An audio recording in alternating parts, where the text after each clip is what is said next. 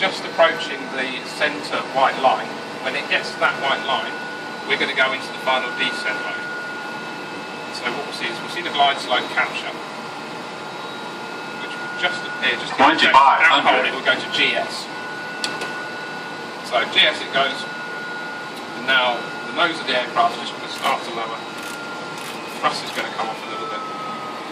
Got 7 miles to run. So what I'll do is stabilise nice and early for you to get a chance to have a feel for it. Plate the gear down. So that's on its way down now. We'll take the flaps to 15. And continue to slow the speed down. As you can see when we've got the gear, guys, we've got the red and it goes to green. All the green lights mean we've got the gears locked and down. And then we'll take flap 30. Going to give you the 30 speed. There we go, perfect. You bang on the glide slope, you're pretty much on the localizer. Very nice indeed. I'm just going to go through the landing checklist. So the auto brake gives us automatic braking as soon as we touch down. Arming the speed brake means the speed brake, the spoilers on the wing are going to come up as soon as it feels that we've touched down. I'll put the start switches to continuous. This is looking perfect. The tendency is that when you become more visual, because we're going to have to start to look outside at some point and look away from the instruments, which is the final stationary approach, is that when you become visual, the tendency is to lift the nose. Now the key with this aircraft is you have to get the nose down towards the front of the runway, and you have to put those tyres down at the start of the runway because you eat up runway so quickly. So when you do become visual, if you have sort of a look outside now, you can see that the runway is pretty much remaining at the same point of the screen. It's staying in the middle of the screen, which means that we're flying a good profile. If you start to see it move up the screen too much, that means we're going too low. And if you start to see it disappear, that means we're too high. So the trick is to keep it in the middle of the screen.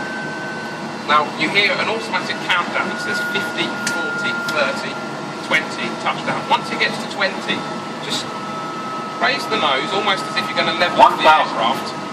Start to reduce the thrust.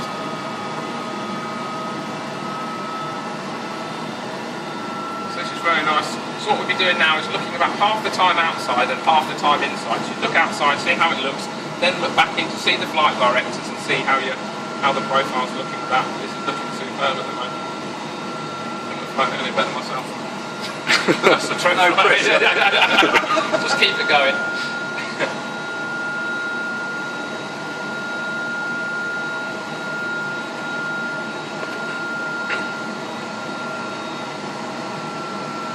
There we go.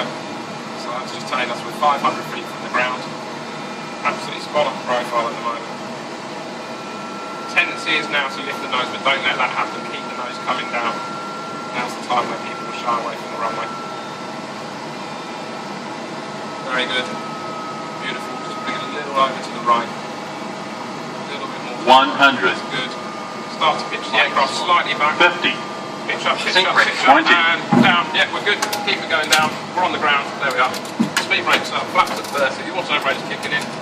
Now we're steering the aircraft using the rudder. Yeah, so left. Bring us to a stop. So, yeah, good.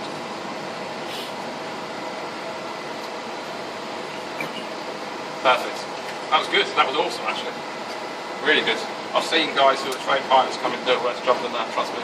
Right. I've been changed my career many times. How did you find that? Yeah, it's definitely hectic coming in, isn't it? It is, yeah. It's great up there, you can kind of focus, but